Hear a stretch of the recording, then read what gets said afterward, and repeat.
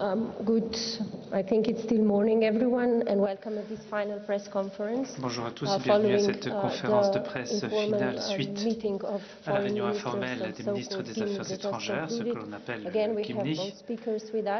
J'ai deux représentants. Tātad vispirms vārds augstajai pārstāvei pārsvārdiem un pēc tam ministram. Tātad šajā preses konferencē pēc sanāksmes lūdzu augstā pārstāve. Paldies.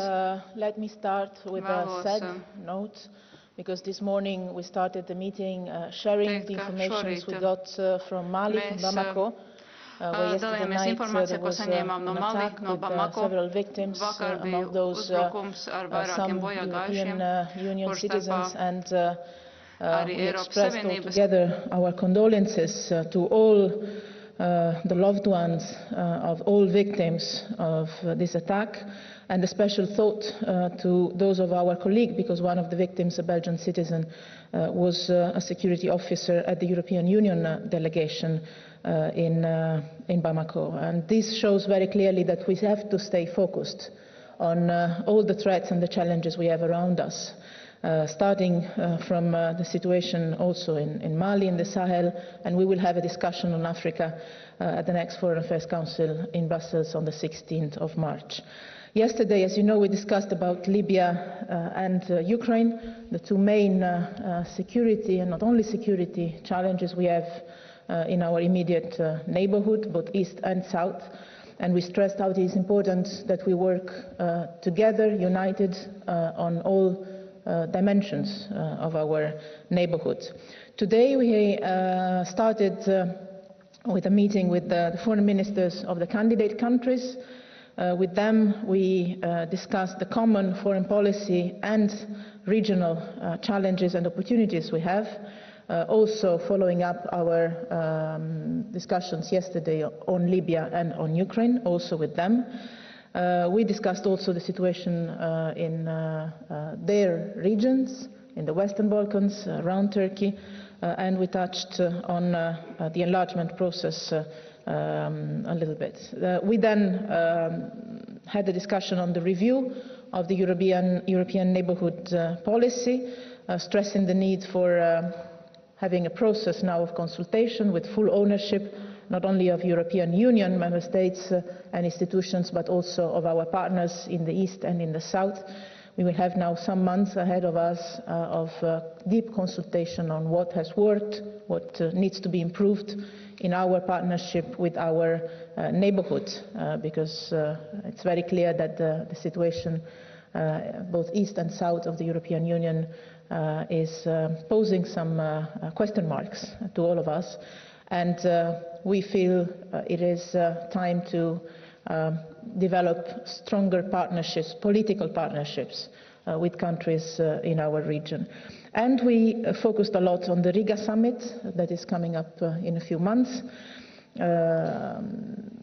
We agreed on the need to have a steady and good preparation that we started clearly today, both on the political message of commitment of the European Union to all 6 of our partners in the East, and on concrete steps we can take. I will maybe leave this more to the Minister, to Edgars, as the host, as Latvian presidency of the summit itself, and I will stop here. Minister, you have the floor.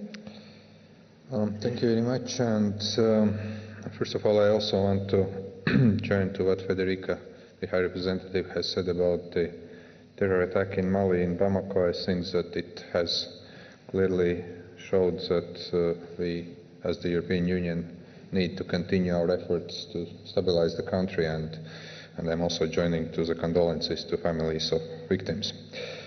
I will not repeat the High Representative, but I want to stress that we had a very good discussion here in informal meeting of foreign ministers on upcoming Riga summit of Eastern partners.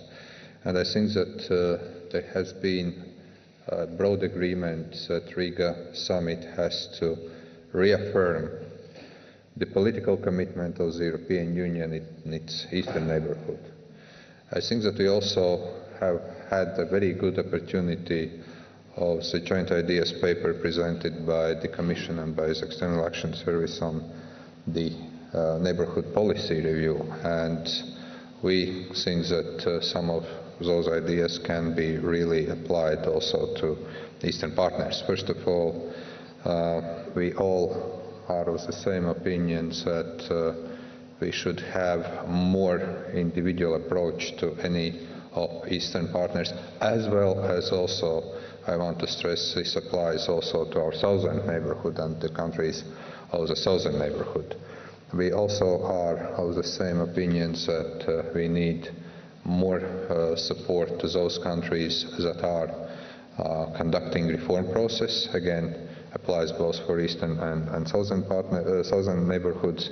And of course, if we talk about the deliverables, if we talk about the Riga Declaration, that Kimnich meeting has now become, I think, a good impetus for working, first of all, internally in the EU, but also in a very close cooperation with all 6 Eastern partners in order to prepare Riga Declaration, to prepare decisions. And we believe that while there is still 2.5 months to go, we can work on, first of all, the package of assistance to all 3 countries that have signed association agreements with the European Union, namely Georgia, Moldova, Ukraine. That assistance package should help them implement deep and comprehensive free trade agreement. Without that agreement, we cannot say about the possibility of further fostering the reform process there. Second, we've discussed a lot about visa liberalization program. We would be very hopeful to have, if countries, Eastern partners, meet the criteria, also to move according to the principle more for more. But here we still need to have the assessment of the Commission whether all criteria is fulfilled. We see the opportunity to broaden and deepen relations with Belarus, notwithstanding that there are, of course, some outstanding issues, political prisoners, but we see that we can also move in this direction. And also to use such mechanisms and also to actively engage in the dialogue on energy issues, in the dialogue on modernization of security systems of those countries if they wish so, using also CSDP. So there have been a very good exchange, and I think that we are now taking from here to discuss those issues in Luxembourg, when we are going to have also foreign ministers of the European Union meeting with foreign ministers of Eastern Partnership countries. We will have also a discussion in the European Council, but I think that this Kimnich meeting has been a very good point for preparing a political declaration, the first draft, and to start to work on deliverables. Finally, just very quickly, we were also discussing the need, and I was stressing that yesterday during doorstep meeting, on a balanced approach and active engagement in both Eastern and Southern neighborhoods. We are talking about Riga Summit, which is going to be a very important event for our Eastern neighborhood nations, but I also want to stress that we discussed a lot what could be achieved also during Barcelona meeting in April 13th, where we are meeting with countries from the south, and this is the initiative that has been put by the High Representative, Spanish Foreign Minister, myself, and the Commission. So we are equally addressing also challenges in the south. And let me take just 1 minute to thank very much the Minister, the Latvian Presidency, not only for this very successful Gimnik, from the political and from the organizational point of view. Everything was perfect, but not formal, so substantial, and also for the highly symbolic political value that is there when the minister, government from one of the most Nordic and Eastern countries of the Union signing together with me the invitation, for instance, to the meeting we will have in Barcelona with our southern partners. This really means that we are all united in facing the challenges we have both east and south, and I think this is extremely valuable, and I would like to thank you very much for this. Thank you very much. We'll take a few questions. When asking them, please identify yourself and the media you're working for and wait for the mic. We'll start with the gentleman over, I think it's 5th row in dark.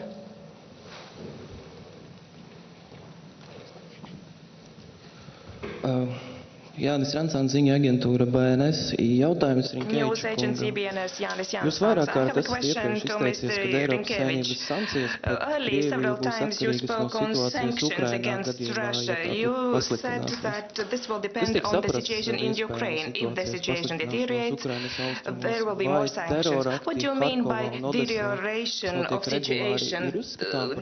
Vai terora akti Harkovā un Odesā, kas notiek regulāri, ir uzskatām par šādu eskalāciju? About the reinforcement of sanctions.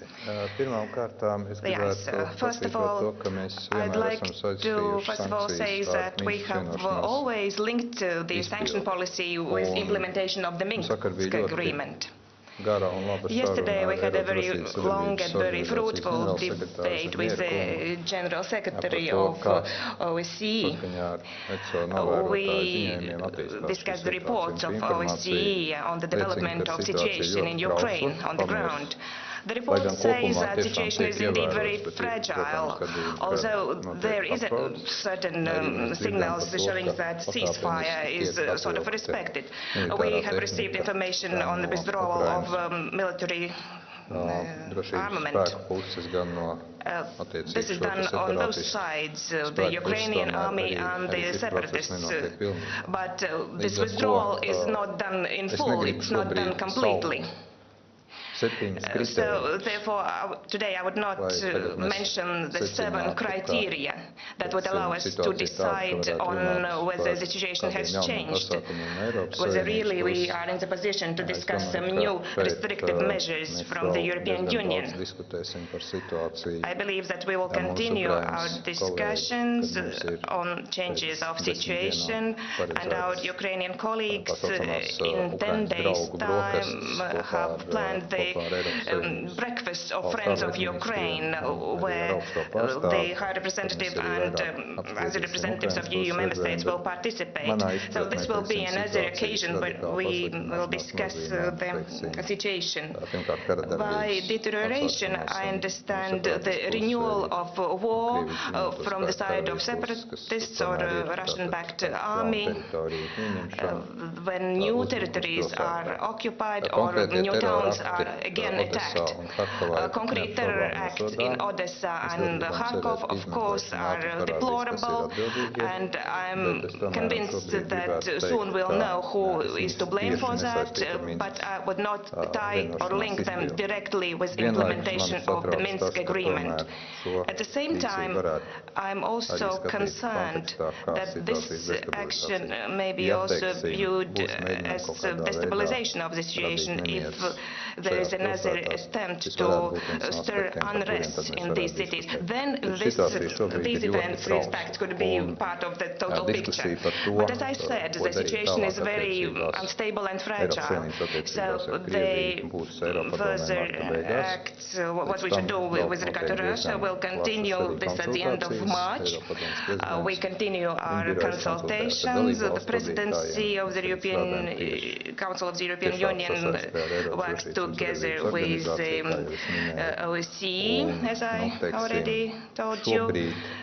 And as of now, although we cannot be fully satisfied with how the situation develops, we are not even nearly satisfied with the state of play, but still we believe that there are slight signals of improvement. The situation has slightly improved compared to the date on 12th of February when agreement was made. And now, at the moment, we focus on support given by the Normandy group. We focus on diplomatic and political pressure. But as I said, if we see certain signals that I spoke about, or maybe some other events, now I'm not ready to present the list of potential events. But of course, if something happens, the European Union will come back to the discussion, which clearly featured in our yesterday's debate. We support our efforts in the politic area. We look for political solutions. We are united. There is no problem there, and we are ready to to talk about further restrictive measures. I'm sorry for the lengthy answer. Thank you. The lady in the third row. Thanks. Giuseppina Paterniti della RAI. High Representative, what do you think about the proposal of Bernardino Leon that the European Union sends their ships in the front of Libya? We discussed yesterday also with Bernardino Leon about different options that European Union is preparing for supporting a Libyan unity government should it come out of the talks that are currently being taken in Morocco. As you know, European Union has a presence in the Mediterranean Sea already through Frontex in conjunction with the Italian naval forces that is linked to the control of the borders and also the efforts to rescue migrants and asylum seekers that risk their life at sea.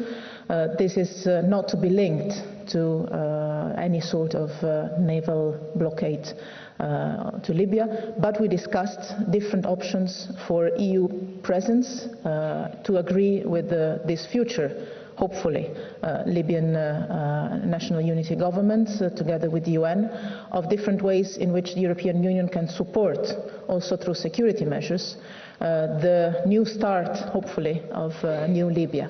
This could mean also some naval presence, but we are in a far too early stage now to get into the details. We are discussing that internally with the UN, and we hope to be able to discuss that with the Libyan authorities soon in the future. Thank you. Gentleman in the third row. Hello, Ansis Pulpols, nothing personal program, TV3 Latvia. Mrs. Mogherini, how do you think, does EU better understand Russia's foreign and military policy than a year ago when Brussels suggested Ukraine not to conflict with Russia during Crimea annexion? And you, as politician, have you changed your mind about Vladimir Putin as a person, as a politician, and what to expect from him? I cannot respond for policies of 1 year ago, for sure, but I can say that yesterday with the ministers and in the last months, in these 4 months I've been in office, we've been discussing several times not only of the situation in Ukraine, on which I fully share the words of the minister, but also of the overall strategy towards Russia, and of the developments inside Russia and of Russian neighborhood policy, let's say so. We also know very well that we have to play, as European Union, a role in facilitating some dialogues, in particular the energy one and the trade one, between Ukraine and Russia. We will have, again, meetings at ministerial level, both on gas and on the implementation of the trade agreement between the European Union and Ukraine. And this means that we have to obviously be very realistic about the developments in the Russian attitude, starting from the annexation, the illegal annexation of Crimea last year, and we're approaching the anniversary, I would say, in 1 week, of a very bad development. But we also have the duty to exercise our role, which is also a role of looking all the time for a political channel in the interest, first of all, of our Eastern partners, being it Ukraine, being it Moldova and Georgia, being it other partners. So I said many times, the European Union today is extremely realistic about the developments in Russia, but will never be trapped or forced or pushed or pulled into a confrontative attitude. We still believe that around our continent, not only in our continent, but around our continent, cooperation is far better than confrontation, and we will still argue for that. Are you thinking that it's still possible to believe to any word what says Vladimir Putin? I didn't get it, sorry. Is it possible to believe any word what says Vladimir Putin? Is it possible to believe him, to trust him? If an agreement is found, as it was on the 12th of February, and that is found having at the table President Poroshenko and President Putin, and when we say that we have to support Ukraine in its sovereignty, not only the territorial integrity, but also the sovereignty, we have to, first of all, trust our partners in Ukraine.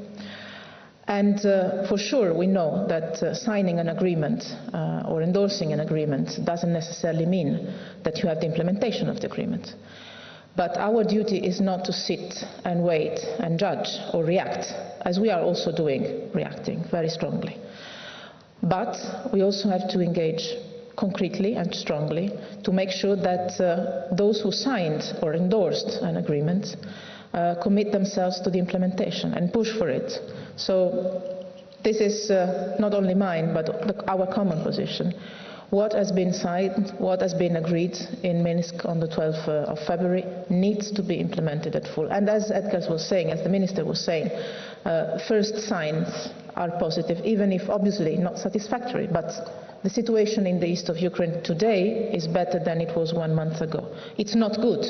It's not good. We all know that very well. No illusions about that. But it is better than it was on the 12th of February. So we have to push. We have to push. And it's a hard daily work that we do on the ground for the implementation of it. It will not be easy. We cannot guarantee it will be successful, but this is our commitment and our everyday work, I would say. Well, I have to now take a little bit over from the press secretary, as High Representative has to leave to address another high issue, which is Iranian nuclear talks. We have to end here, and I really thank also journalists for being patient with us, and also thank Federica for coming here, and I think that we had really good evening meeting. Thank you very much. Thank you very much.